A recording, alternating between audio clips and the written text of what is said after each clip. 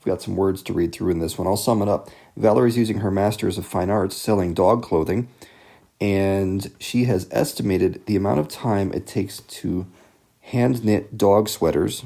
That's 3 hours for sweaters. And dog diapers take 5 hours. All right, this stuff is huge in California. Don't feel bad for her. Honestly, this is probably the best she could hope for with a degree like that.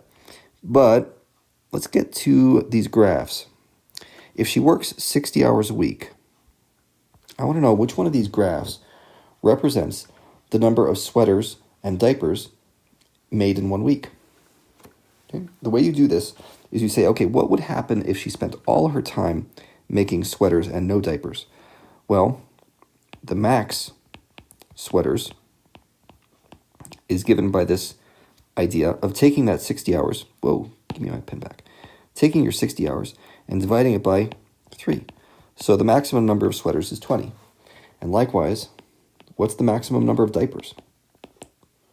Well, if she spent all her time on making dog diapers, that's 60 over 5 hours per hand-embroidered dog diaper. That makes 12 diapers max. So now what this comes down to is figuring out where 12 and 20 go. Because you see, look at this. We've got two options. Maybe it's that one, maybe it's this one. We have to pay close attention to the axes on this graph. Well, I'll use blue for this. Y represents the number of sweaters. Okay, so Y equals 20. Here's one that works. Here's one that works. The others don't work. And I'm going to say purple is X. That's the number of diapers. Okay, and that can be up to 12. So what do we got here? Looks like this is the only one that works for the diapers graph.